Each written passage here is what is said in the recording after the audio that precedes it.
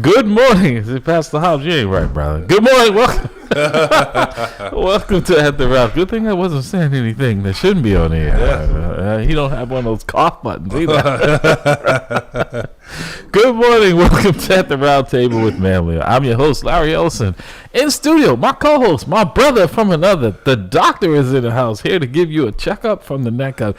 You know, Doc, I think we're going to have to go higher than the neck because it is not reaching. It doesn't make any sense, man. It is not. It's like, the air conditioner. I was telling my wife the other day, she had turned on the air conditioning downstairs. Mm-hmm. So, and my wife has a master's degree in math, but this one she hadn't figured out.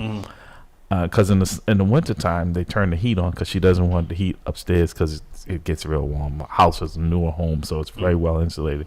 So she figures in the wintertime, she turns the heat on so it can rise upstairs and they don't have to turn it on upstairs. But it's just enough where it's keeping that. So she thought it worked the same with the AC. Oh, no. No. Doesn't work that way. Because cold air, hot air, you got to where the air flows, man. But heat rises and the cold air is dense, so it drops. And she's wondering why it's not doing the same thing. She's a math major? Yes. She has a master's degree in mathematics. She tutors math to students, but that equation, I think, because of the mechanics of it, she just figured, it operates the same. It's well, I'm a doctor. I miss it sometimes myself. You know what I mean? So it happens. No, and I got that one right. I was like, oh, okay. I said, no. I said, that's why you're a team. Cold air, right? Cold air is heavy, and she was wondering why it wasn't cooling off upstairs. I'm like, because you have to turn that separate unit. You have to turn that separate unit on. That's why it's a separate unit. Exactly. Good morning, Pastor Hobbs. How are you, sir? I'll get you back. Well, good. Hey, all good. No payback. So while we have you there smiling, would you mind? Absolutely, Father God, we bless you, we honor you, we give you praise for this day that you made, and we choose to rejoice and be glad in it. We ask you to bless again this broadcast. Set us again once apart for your service by your power of love that's perfect. Let our souls look up with steadfast hopes and our wills consumed in yours. Let the words of our mouths and the meditations of our hearts be acceptable in your sight. You alone are our strength and our Redeemer. Now unto you who's able to keep us from falling and present us faultless before the presence of your glory with exceeding joy. To you we give all glory, majesty, dominion, and power both now and forevermore. In Jesus' name, amen. Amen. Like you said, boy, do we need prayer. Again, you're listening. You're listening to At the Round Table with MAMLEO, sponsored by the Money Store. For all your money needs, your mortgage needs, give branch manager Cora Holbrook a call at area code 508-345-4726. That's Cora Holbrook, 508-345-4726. Also a reminder, today, June 22nd. Join them today at an exciting, informative presentation which explores the path to home ownership. Attend in person or virtually. The choice is yours. And it's you can go to eventbrite.com, first time home buyers seminar, to receive tickets. Again, this is a free event today from 1 to 4 p.m. at the Mattapan branch of the Boston Public Library. Again, that's the Mattapan branch of the Boston Public Library. Also, there's going to be a second part to this today, June 22nd, 6 to 8 p.m., and it will be virtual only. And you can go to the same website, the www.eventbrite.com. First-time home buyers, the virtual seminar tickets, and obtain those tickets. Actually, Sam Reiner is going to be calling in. He's one of the partners in this from the KR Boston Realtor. Again, with Cora Holbrook from the Money Store, they're going to be free seminars today on home ownership. So, folks, you don't want to miss it. They've been doing them around the city, doing a fantastic service to the community by providing this information free of charge. I mean, Dr. Ray, how often do you get free? Not very often. No. But I hope they come out, though. I mean, if they come out for the Patriot Celtics parade, free. On 100 degree. In 100 degree weather. But and that's a great point. Definitely. When we see folks coming out for things that entertain them but not inform them. Like I said, and congratulations to the Boston Celtics on their recent championship. The NBA champs.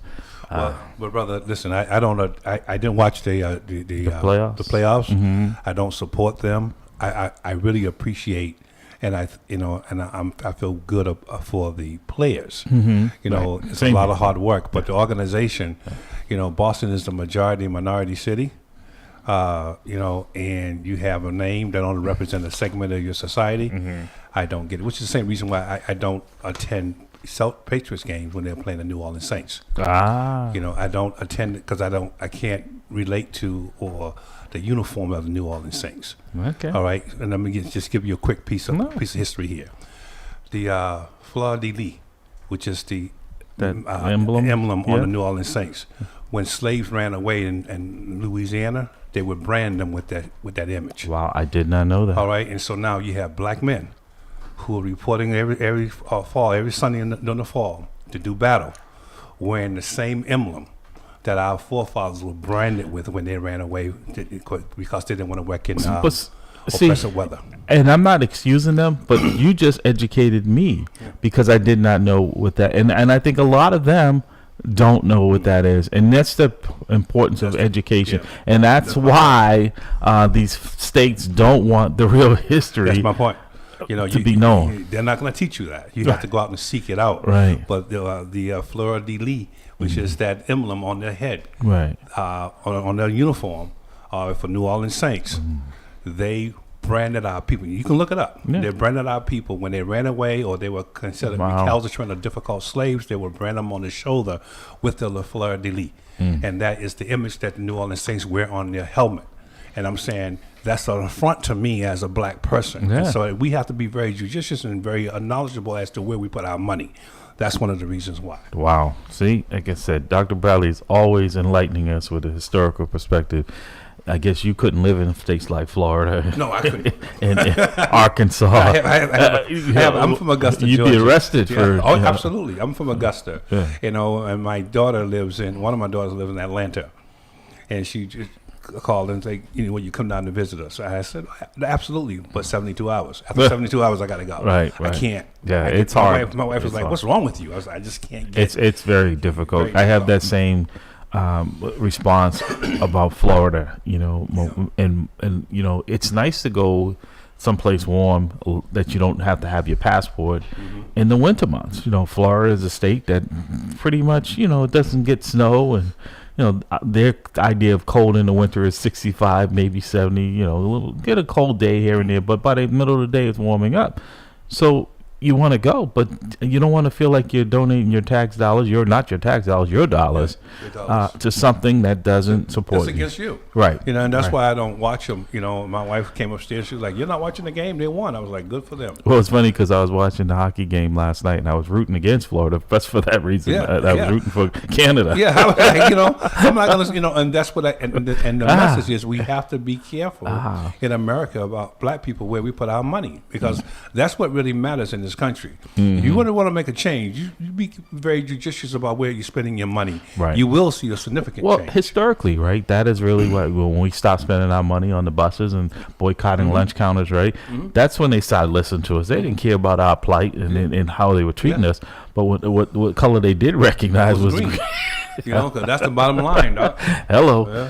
We're getting more into this. We're going to say good morning to Mr. and Mrs. Harry Scales. Harry, thank you for sending me, like I said, this brother keeps me updated on. Thank you for those texts. I did get a chance to look at them, and we're going to be discussing some of them. Also, good morning, Brother Jamal. Good morning, Brother Ditka. Good morning, Sister Priscilla. I know she said she's going to be calling in this morning. Good morning, Brother Cliff. And good morning, Sister Denise. Like I said, I keep saying we got to get that sister back there. But also, you know, Dr. Bradley, we, nor the Celtics, will be going.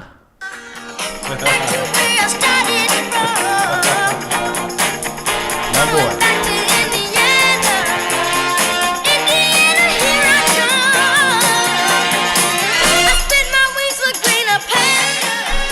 Good morning, Brother Bridgeforth. Yes, the season is over. You will not be seeing the Celtics back in Indiana for quite some time. I'll have to see where they are on the schedule. Yeah, exactly. Maybe we'll go down and visit him on a road game. Good morning, Brother Bridgeforth. Hope you're well down there in Indiana. It's another place that, again, has that same sentiment, that same, you know, attitude towards folks. It's just crazy, But also, this part of it was the baseball league has decided to incorporate and acknowledge the Negro League and bringing over their stats finally and include them and actually it's going to make a difference because they didn't include those as part of professional, but now that they're going to be doing that. But there was an article. I didn't know that. I didn't know that. Yeah. Oh yeah, this is recent. I'm glad to hear that. Yeah. So there was an article, and that's why I want to get your take on this. So this was a CNN. Reggie Jackson says racism he experienced playing in the Birmingham made his return for Negro League's tribute not easy. Baseball Hall of Famer Reggie Jackson said it was difficult to return to Rickwood Field in Birmingham, Alabama for the Negro League's tribute game Thursday because of the onslaught of racism he experienced when he played 3 decades ago. In 1967, before he climbed up the majors, Jackson played with the Birmingham A's in the Double-A Southern League as one of the few black players on the team.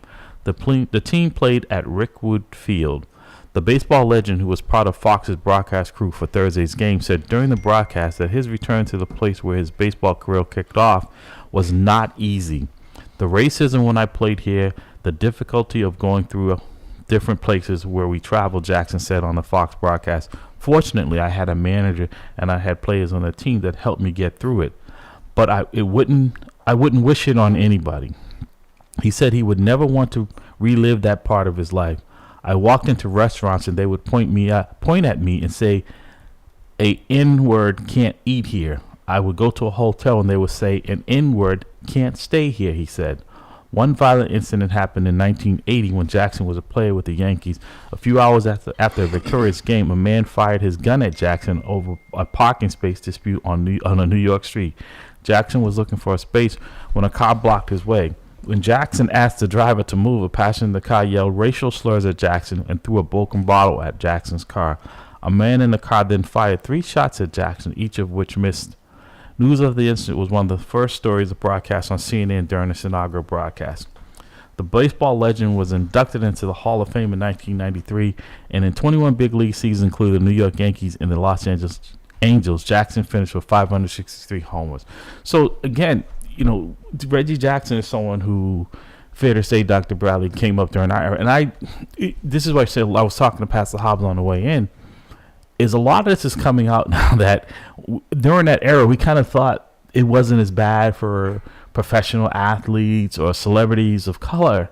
And come to find out, if they weren't in their official role or even when they were, they still didn't get treated any better than the rest of them. And let's not lose sight of the fact that you had African-American men who died in World War II and World War I. Great point. Who actually fought victoriously in those wars and came home and had to confront racism, could not ride on the bus.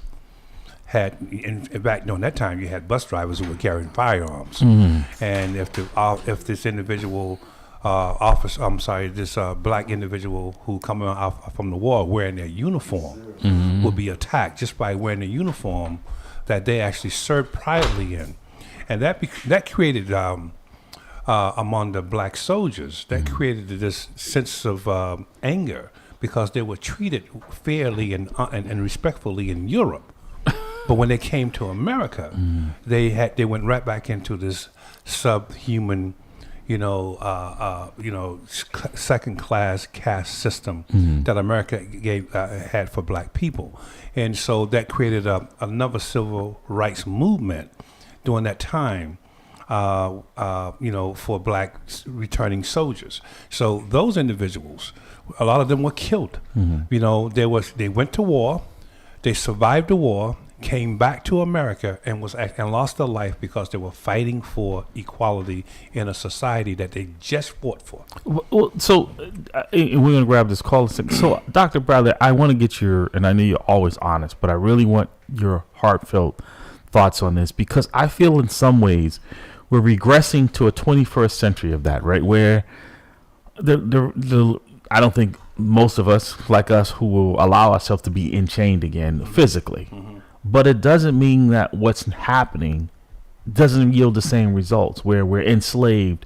You and I were talking about, when you sent me out the message for Juneteenth, and I said to you, sadly, it's taking just as long for a lot of our people to get the message that they're free today that it took back then, and the communication wasn't as good, that they're acting like we celebrate this day when to me Juneteenth is every day, and it has to be looked at as every day and not just I wear a t-shirt that day or I celebrate that day and we go out and we have breakfast and politicians acknowledge it, right? It's a federal holiday now.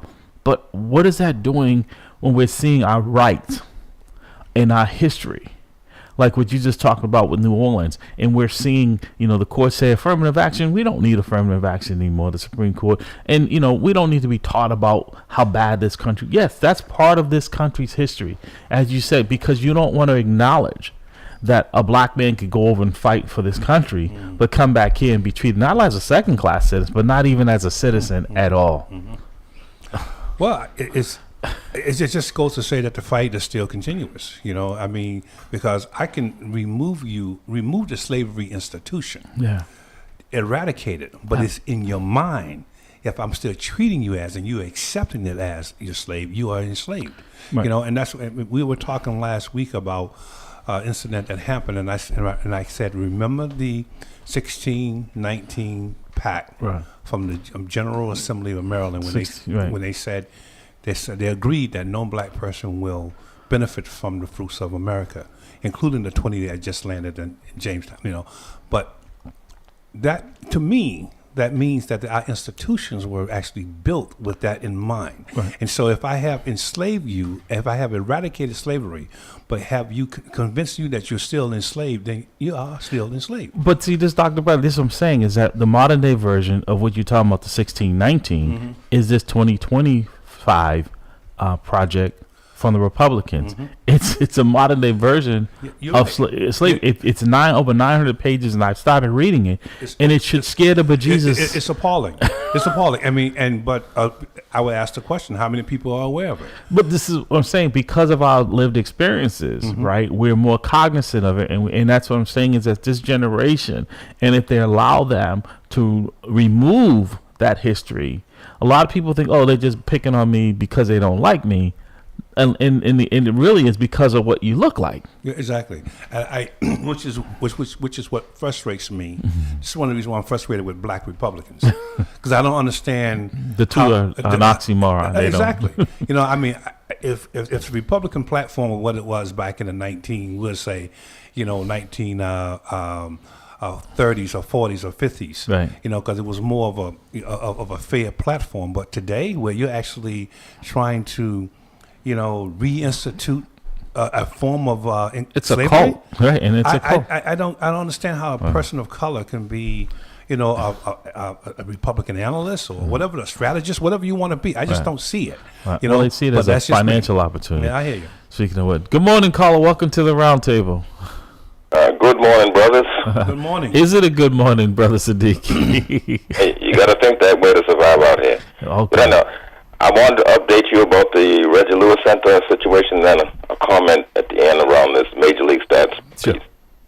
Let me just say that, unfortunately, there's a lot of chaos going around the Reggie Lewis. And let me preface that by saying that Jackie Jenkins Scott, the interim president, will be stepping down when the new president comes on board July 1st at Roxbury Community College. And, of course, the Reggie is part of the campus. And she's done a lot of good things there. Unfortunately, what's happening at the Reggie is put all the good things she's done in the background right now. And what we're talking about is that we've got a big problem with the present executive director there, who's been there for 9 months, Michael Turner. He's coming there with the attitude about it's his way or no way. Or the highway. To the extent that what's happened is that he fired 4 people there. And the number 2 and 3 people in the administration, of course, he's fired my man Sherman Hart, Camilla Rowe, who is being groomed to eventually play a major leadership role there, and then Jackson, who's there when they opened the place, and this brother Perry. And so essentially what's going on is that we're calling for Michael Turner to be terminated. And that what we're referring to is the Firestone 4 being reinstated immediately because of the fact that this Michael Turner, Jackie Jenkins Scott had me meet with him when he first came on board, and after two discussions with him, I told her then that he was a bad fit as it pertains to being at a community college. So on Wednesday, the 26th of June, 6 o'clock p.m., there's going to be a community meeting. I'd actually forwarded the flyer to both of you at the Reggie Lewis for the community, with the intent to be about, clearly demonstrating the community wants him gone. And so we're not talking about in isolation now. We've got like State Rep China Tyler, Donna Harris Lewis, who found out about it while she was visiting in Michigan, things of that nature. It's across the board that folks are outraged in terms of what has occurred. And so we're encouraging folks to come on out on the 26th. That's right. So I get what you're saying, and I appreciate your encouragement, and that's what we were talking about here, right? Is the lack of participation, right? Because these things don't happen in a vacuum, right? Is that someone has to feel like there will be no recourse from the community for making these type of decisions, right? And having no input from the community. And we're seeing right now within the police department and Commissioner Cox making some decisions that are not in our best interest of officers of color as far as promotions. And sadly, we've been reaching out to the community to explain to them how exactly what you're talking about here, how those decisions don't just impact the people that work there. It's a domino effect, right? Because if there are people there at the Reggie Lewis Center, people have relationships with people come there to work out, there's a lot of activities. But if the welcome mat is turned over or it's not even there anymore and those relationships are no longer, and you bring in people who just treat it as a job, the community will then start to see what exactly you're talking about having the right people in there. And if these people have been there all this time and all of a sudden they don't meet the standard, they're not up to par, that you said one gentleman, I think you said, was there since the beginning, since the place opened up, and Reggie Lewis has been there for quite some time now, and no one can find a reason to terminate him up until a new person comes in that wants to clean house. And a lot of times it's because they want to bring in their people. But these are people who have a career employees there, and sounds like if they've been there as long as they are, exemplary in their work. Well, also it represents a brain drain. It represents a brain drain as relates to how the organization operates. And so when you remove someone who's been around that long, not only you are removing the person, but you're removing someone who has the knowledge about the system, how things would change, why they would change. So a good manager tend not to actually make such a sweeping change. It's a gradual change. Exactly. It's a change that gives people time to prove to him or her. But Sadiq said it's been 9 months. He feels like he knows it all now. Sounds like he can't know all that for 9 months. You're not gonna, you know what I mean? It's just not going to happen. There's always something there that that will peek his head be beneath the surface. That's usually hovering underneath the surface for that one moment. It would actually come up and hit you. But you need people who have already been there to see how best to operate, how best to deal with that type of issue. Well, let me just add also that he's being advised by some folks who have ulterior motives in terms of what happens at the Reggie. That's what I'm thinking. I mean, everybody talks about how well run. And look at, I met with this Michael at the request, Turner, and we got into the meeting, and he said, "Well, I understand that you played a lead role in terms of the former president resigning." And I said, "Well, I was among those who felt that she was doing a terrible job, and so she resigned." He said, "Well, is that why you're here to meet with me?" And I said, "Well, wait a minute, brother. I just want you to succeed. I want to see this college thrive." So I knew right then and there was a problem. And like I said, there's people who are advising him who don't really have the best Siddiqui, interests of the regime. what is, if any, response has been from the incoming president, and as well as the outgoing president? Where does she stand on this matter? Okay, well, interestingly enough, the incoming president, I'm assuming he has to be on the inside and aware of what's going on, but he has not stated publicly anything. Jackie Jenkins Scott, when I talked to Jackie, she said, well, Siddiqui, I approved it. And so I says, well, Jackie, let me be very candid, seeing as how we talk.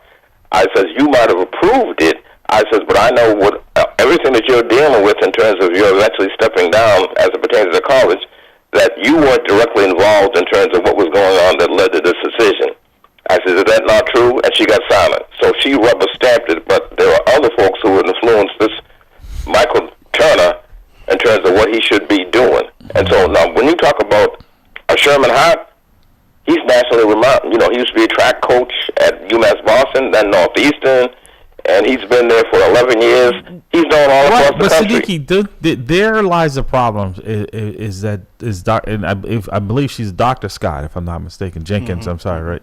So if she is saying that a decision of this magnitude isn't something that number of people on the chopping block, and she did not look into, and they've been there under her tenure, and if there's clearly hadn't been anything that came across her desk of concern, that she would just rubber stamp their termination, it says something about her accountability in this as well. Oh, absolutely.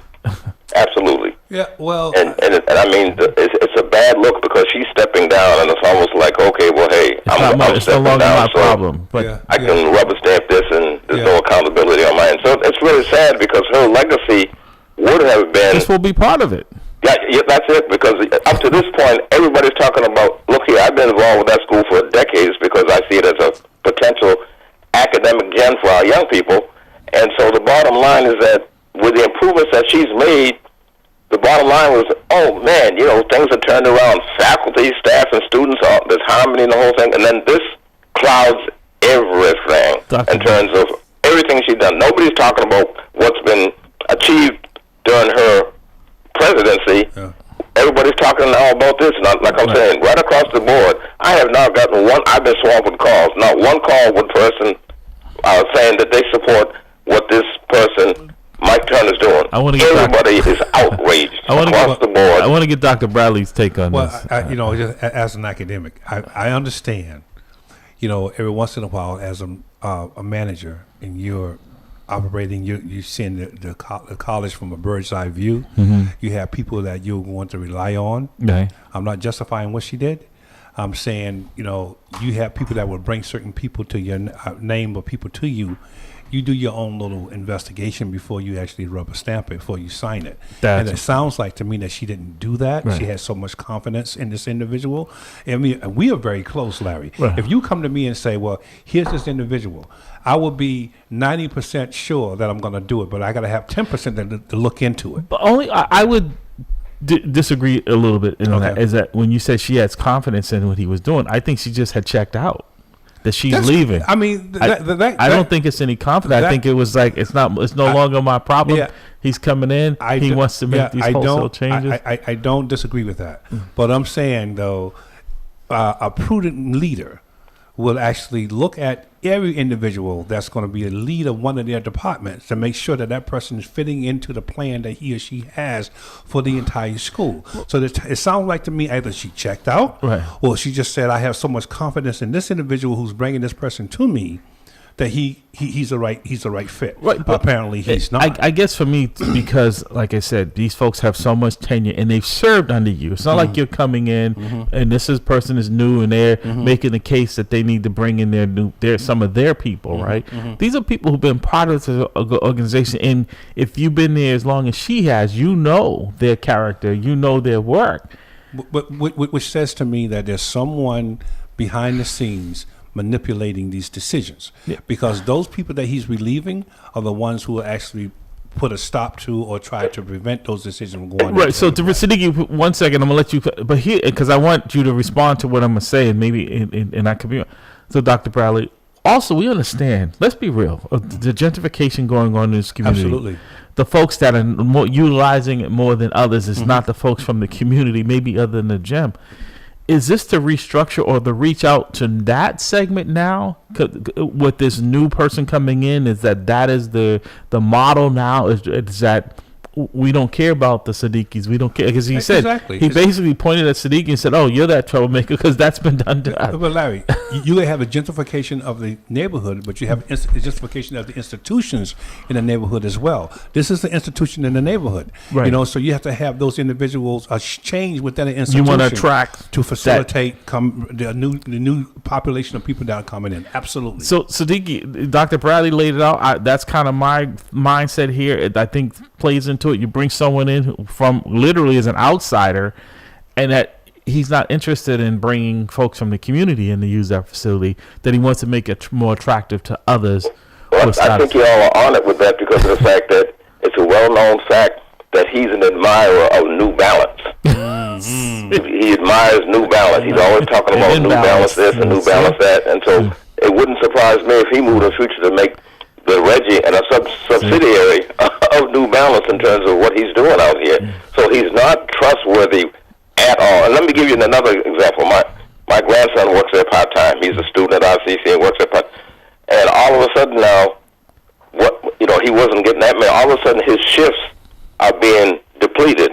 It's that kind of stuff that's going on down there, You found out who he's related to. So the bottom line is that he knows, Michael Turner knows that his foot is out the door. The community is outraged, And let me just say this: I know y'all have been to the Reggie. I'm there, every now and then, not only just to see what's going on, but for events there. And I'm always hearing people who are there who aren't even in the community talking about, "Oh man, this place is so well run. It's so clean." I heard somebody say when they go to I heard a brother say that when he went to the men's room, he thought he was at home. It was so clean in there, So we're not talking about a shabby operation here. You got a solid staff that's prepared to do the job, and this new guy comes in, and it's quite clear he wants to bring in people that say yes to whatever he wants. And it gets back to what the both of you talking about. Is he looking at something above and beyond this cause being here for our community and hand it off to someone else? I mean, it would not shock me if this allowed to go through and he's still here within a 6 months to a year time that he want to change you the see name. The population. He want to change the name of the organization of the facility from Reggie Lewis to New Balance facility or something like that. He want Reggie Lewis / New Balance. It is a state facility. Well, and, it doesn't matter. I got to get out here to get to a meeting. But the other thing too. Let me just close with this. I heard you talking about the major league stats. Yes. Well, first of all, I want to repeat to folks meeting about the Reggie on Wednesday, 26th at 6 o'clock. We want the community to turn out, number one. But in terms of the major league stats, I have a problem with it when I hear the whole thing about they're going to include Negro League stats in Major League Baseball stats. It should be in the reverse. Let them put their stats in ours, because no one talks about the fact that the Negro Leagues was a powerful force. So Branch Rickey didn't bring in Jackie Robinson because he wanted to quote-unquote integrate baseball. He saw those huge crowds and all that money that black people were spending on each other. You could go to a baseball game, there'd be 50,000 people there. He saw the opportunity to make money with all them black people that was, in fact, coming to them games and spending all their money. That's why he did that. So I just want to close it out. Understand? So we shouldn't be thrilled because Major League Baseball, white Major League Baseball, is going to incorporate Negro League stats in their stats. It should be the other way around. That's a good point. Folks like Josh Gibson and folks like of that magnitude. And where did all them brothers come from? Willie Mays and all them. Where did they all come from? The Negro Leagues. So the bottom line is we shouldn't be thrilled when they talk about they're going to include us in their stats. So I'll close with that and appreciate the time, bro. All right, thank you. No, I mean, that's the point we were talking about earlier about how it's about the mighty dollar. The dollar is green no matter what the person's color skin or their color is. Brother, this is a capitalistic society. You know what I mean? So it's not about the economy. It's about the profit. Right. You see what I mean? So if we're thinking about where we're putting our money, we can make a change. But it goes to what you were saying about why would a black person be a Republican strategist with today's platform. It's about the money because there's so few, right? They get the attention, right? And why that Byron Donaldson, right, would go and make the comments we were talking about last week when he was saying that Jim Crow was good for us, right? Because he feels like he's safe to say that because he's a black man. It's the same reason why Commissioner Cox thinks he can do what he's doing on this promotional piece, because he thinks because he's black that he can do what we wouldn't allow a white police commissioner to do. Yeah, brother, but what that brother said, he was talking to black kids in a barbershop. Yeah. You know, that probably do not understand or know anything about Jim Crow. No. So, and that's why And if he has his way, they will never. they will never know. But my point here is that's why it's important to have your education, because when you don't know, people can make it shape. They can shape the argument in such a way that it'll make sense to you, and you'll buy it. But if you have the education, you understand it, you can always come back with a rebuttal and predicated on truth, predicated on history. You know what I mean? And so it's important that we teach our children with today's society, with this stuff here, we can easily. But see, this is where this is the rub, Dr. Bradley. I agree 110% with everything you just said, but that's also the frustrating part for me, because that's taught in your home. It's taught in our home. Our daughters are learning that. Your children learn that. Pastor Hobbs is that way. But when you go outside of that and you try to get that point across, and the understanding the history, it's not so that you become radical or because you become anti this or anti that. You have a better understanding. That education piece, you can't teach what you don't know. Yeah, but you know, knowing us as an educated group of black men and people that are like us, our kind, cannot let our frustration with the lack of knowledge become an obstacle to us conveying knowledge. I don't know if I said that right, but that's important. It is that we have to understand that there will be people who don't understand, don't know it. Right. It's our job to try to get it to them the best that we can. But here's the thing, and some people have questioned this, right? You know, like Siddiqui was saying, we're talking the Negro League. 50,000 black people would fill the stands because they couldn't go to the white stand. When it changed, the Negro League disbanded because people wanted to be accepted in the other arena, right? Got your point. Okay. Got your point. You see what I'm saying? So there are a lot of people who want to be accepted rather than understood. Yeah, but that goes back to the fact that you're conditioned to think that what you do is less than what they do. That's the condition. How do you change that, my brother? You know, that's a fight. That is a continuous. We've been on this air for almost 15 years. Yeah, that's a continuous fight. But the fact of the matter is that we're still on the air, although we're frustrated. We're still getting up every Saturday morning, and we're coming out and we're talking. We're sharing information we're sharing knowledge about things that our ancestors had to go through. Like I didn't watch a parade. I saw it on various clips on my social media and television of the Boston parade, and I felt for the officers. I can remember being an officer out there. Oh, but my I was so glad I was retired yesterday. Yeah, my wife said the same thing. But my point is that I was looking when I saw pieces of it for black faces.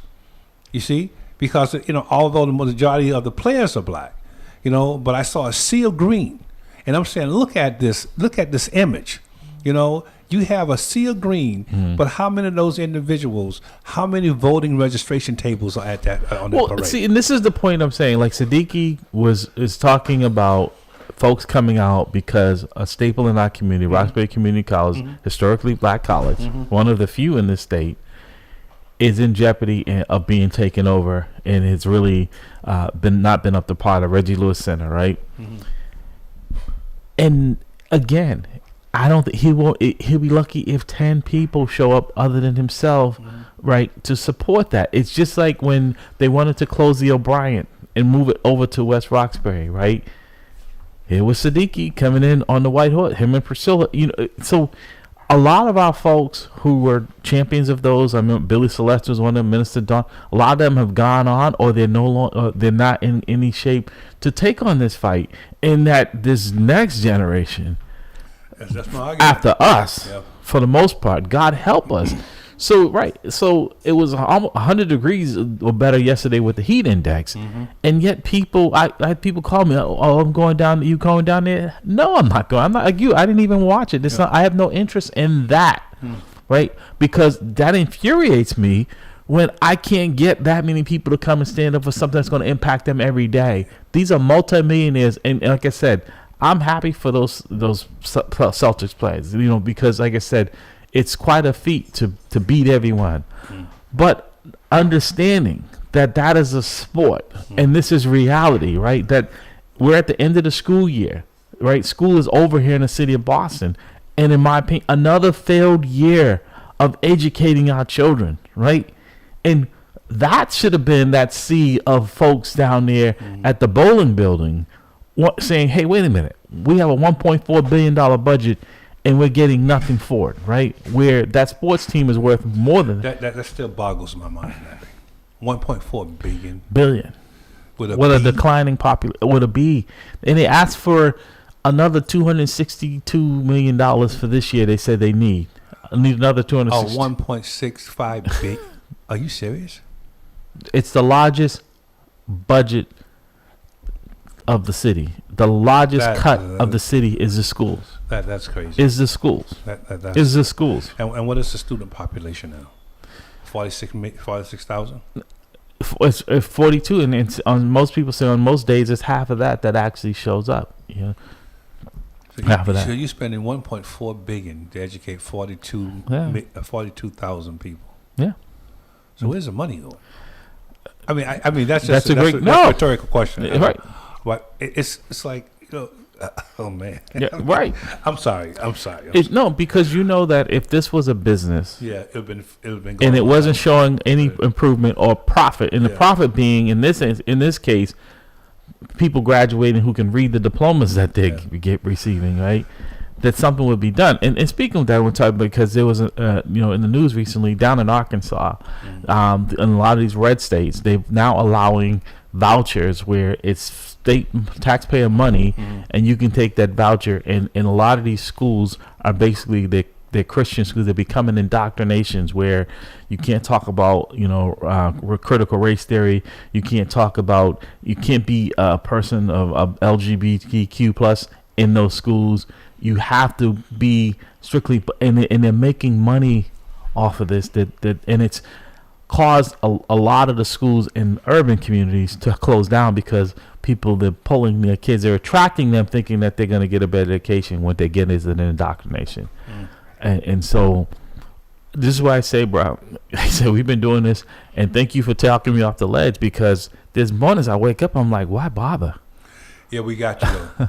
We have to. Why bother? I do the same thing. My wife says to me, "Are you going to do the radio show today?" I got to do it. You know what I mean? Because that's my contribution to my people. Right. I have to. Am I getting paid for it? No. But it's not about money. Right. It's about trying to encourage people. Pick up a book sometime. Right. Go to the library. Go to YouTube or go to Google or do something to improve your knowledge. Even though the people don't call in, I run into people and they say, I listen to the broadcast.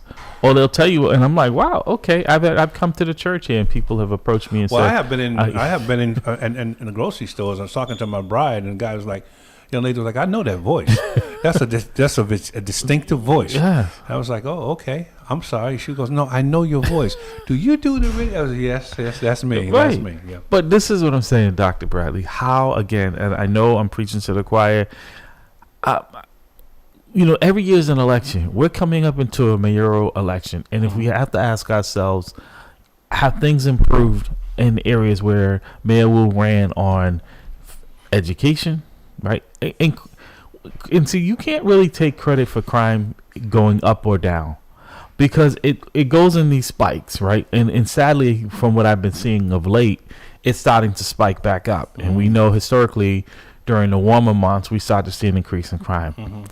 Mass and Cass is starting to look like its old self down there. People, because the warm weather, you know that historically people were more likely to go indoors when the weather is cold. But when it gets nice, they're back out there because it's 80 at night as well as 100 during the day. So that's not but the one area where you should have been able to make some progress is in the education. And with that type of money, as you alluded to, as your eyes get big when I said almost 1.4 billion and they're asking for more, that there's been no improvement. And what's been really quiet and disturbing, in my opinion, Dr. Bradley, is that I haven't heard much from the state and where they are, because the state was looking at taking over. And I think because of the size of the school system here in Boston is probably the reason they hadn't intervened more. But where's the update? Well, I don't think the state has the resources to personnel resources to take over a school the size of Boston. I think they were probably going to work with administrators to make sure that the Boston school system is moving in the right direction. But I think another component of our education issue is the parent. You know, This is why I love you, because you were really I think the parent is, Right. is, you know, and so what we have done is that we have outsourced educating our children to an institution. So, well, I pay for it, now you handle it. No, you still have to be a part of the process. I had the same issue when I was at the Randolph Public Schools. It's like, yeah, we will educate you, we'll educate your child, but we're not. It's not a daycare center. We're not a babysitting center. You know, we don't do that. That's Right. that's not our job. What we do is that we educate with you, the child. You know what I mean? We're not just going to, well, that's your problem. No, it's not my problem, because I was not there when the child was conceived.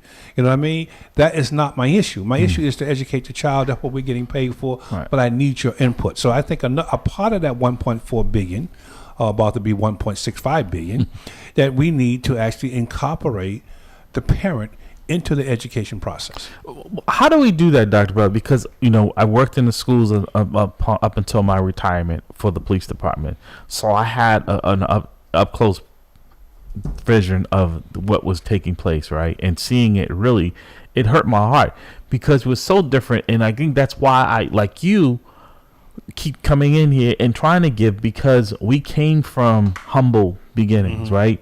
And we see that it can be done. But you're right, and that's the piece that is missing, right?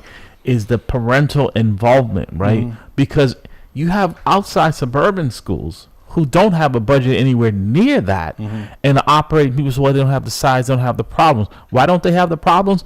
It's because of the parents. Well, brother, how long you been? You were on the force for 34 years, right? 41. 41. I was on the force for 22. My wife did 34.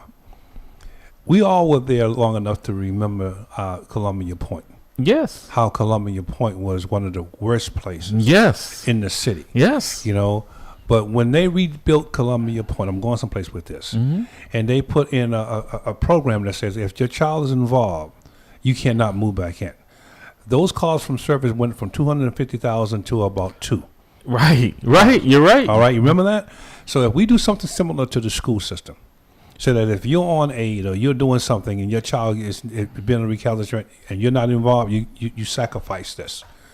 I think you'll see a significant difference. Well, I think you're on to something there, but I think you're seeing it now because just like with the Reggie Lewis Center, with the population changing, the demand is going to be, because Dr. Bradley, I'm not going to be paying, and I know I always see the look on your face because I get these alerts all the time in the real estate, because that's what I do in my other life, is when I'm paying over $1 million for 700-800 square foot, I don't have any money to be sending my child to private school. Even if I do, if I'm paying that type of money in taxes, property taxes, I'm going to demand, not ask, but demand an education system that is working, right? Because the O'Brien, Latin, and Latin Academy should be the norms and not the exceptions. I got you. You know, and which leads me to believe that this is all calculated. Right, and let me tell you why. This is why I say, man, you get me thinking why what you're saying is so powerful. Because about the parental piece to this, early on when Siddiqui and them, they were talking about the O'Brien, and the mayor wanted to move the O'Brien to West Roxbury. Now, there have been schools in areas that are not performing, and they did whatever they wanted with those schools, right? They shut them down, they closed them, they moved them, right? They combined them, right? Now, the O'Brien came up on the chopping block, and the mayor Wu said she wanted to move it to West Roxbury. And it didn't happen. You know why it didn't happen? Because the parents, from day one, the kids are in exam schools, the parents are involved in what goes on there. And the parents weren't having it. That's where the pushback. So there's an example of it working when the parental structure is in place. And then when you see in these other schools, a lot of it has to do with the lack of parent. We have to be real about that. But Larry, if I want that facility to go through a demographic change, I want that facility to actually usher in, a gentrification. I can use education and I can use violence as a vehicle to usher in gentrification. if I just let it exist for a while and people started to move out. The administrators in the city of Boston, the people who are putting the money out, they see the equation. They understand that I'm giving you 1.4 billion for to educate 42 million. I taught 42,000, and you're still not doing well. They're doing that for a reason. They're allowing it to happen for a reason, and that reason, in my opinion, is gentrification. Because when that new set of well affluent people come into the city, and it's happening because you can't stay in the city where you don't have any money. Well, come on, it's cost $300,000 just to live in the state. You know, the average home in Boston is $950,000. there you go. So when that level of person comes into the city to live, and their children are going to a dysfunctional school system, it's not going to happen, Larry. Right. They're going to say, no, I am not going to a charter school. I am not going through these other alternatives. I'm using the Boston public school system, and it's going to sufficiently educate my child. Right. Or, you know, because I'm paying you, thousands of dollars in taxes quarterly. Right. So I think that this is all calculated because there's no reason in my mind that I can think of, and I'm reasonably intelligent. I'm not the sharpest tool in the shed, but I can cut some grass. You know what I mean? I can really cut some grass. I don't really see how you can actually, justify the budget. Right. It's not in a line, Larry. 1.4 billion Yeah. to educate 42,000. Yeah, and I think they Doesn't make spent any some sense. crazy number like $80 million just on transportation. And to put that in perspective, It's crazy. that's on top of what they spend in giving out T-passes, because kids from the 7th grade up, unless they have some reason disability, they get a bus pass. Yeah, They get a bus pass. doesn't right? equate. So we're spending money. It's not a money problem. Yeah. It's a commitment problem, Yes, right? yes. And it's too large, and a lot of it is a redundancy in that they're really looking for change or just to hold on, as you alluded to, because to your point, when you see all this construction, you go down Washington Street, right, starting from Nubian Square. I don't want to be politically correct. And, when the Orange Line came down and people started saying all that was desolate, vacant lots and all that, you can't find a piece of dirt going all the way down to Forest Hills. There has probably been tens of thousands of new condominiums and housing from that stretch alone, right? For $1 million more. And if you look at who has taken occupancy in those places, and I'm not saying they don't have a right to, because the affordability is not there. Again, this is why I say you're going to start to see change. But this is the other side of it, though. How much taxes am I getting off 1.4 million? You see what I mean? As a city, if your condo is 1.2, and I'm getting that, think about the amount of money I'm getting for each condo. Right. So if I'm getting that kind of, I'm raking in that kind of money. The residents, the citizens are going to demand a better education. Right. They're going to demand better policing and better services. I'm glad you brought that up, because all my properties I have here, I've gotten increased amount. I'm like, wait a minute, with all this new construction and the sales tax, the meals tax, what is this extra money you all want to get from us homeowners? Because you've got enough. It's not like there's been a slowdown of construction here. And is it just a waste, or the money's not being well spent? No, the money's being well spent, but it's being spent in such a way that it's going to accommodate certain people, certain quality of people, and those people don't look like us unless they are having the resources. It's going to be predicated on not on skin tone. It's going to be predicated on resources, and most of the people with what they feel is the right skin tone has the resources that they want. Yeah. That is the bottom line. Because if you can't pay for it, then you can't cry that you're discriminating. It's all about economics. But again, we've in some ways too, and we've got to run. We've transferred our problems to other surrounding cities that are economically, like Randolph, Brockton, right? For now, right. For now, because my taxes are. When I look at my property value, and I'm saying to my wife was like, "Well, our property is valued at this." I said, "Yeah, but that means that they can tax me more." That's right. You know what I mean? That's where they're going with this. And I'm retired. You know what I mean? They can tax me more, and when they tax me more, I'm going to get. What am I going to get for that particular? Well, that's why Massachusetts is the top 3 of places that toughest to live in if you're retired. $325,000 you must earn to live comfortably in the state of a family of 4. Wow, I'm in that problem. I got a problem. I have a family of 4. Oh, wow. Oh, well, wow. my family I got a family of 4, but the girls are old, they're grown. So you cut your problem in half. Folks, you've been listening to I'm retired. I'm still living check to check. You've been listening to Round Table with Mohammed. We're going to take our break and we'll be right back. Still living check to check. It's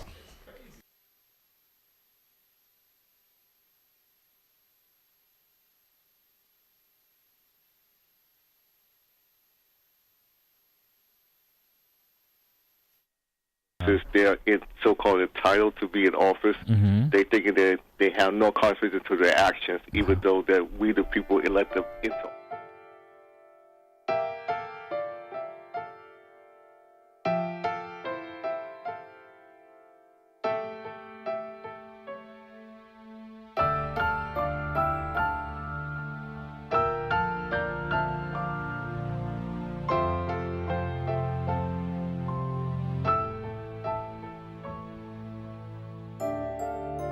King of all kings.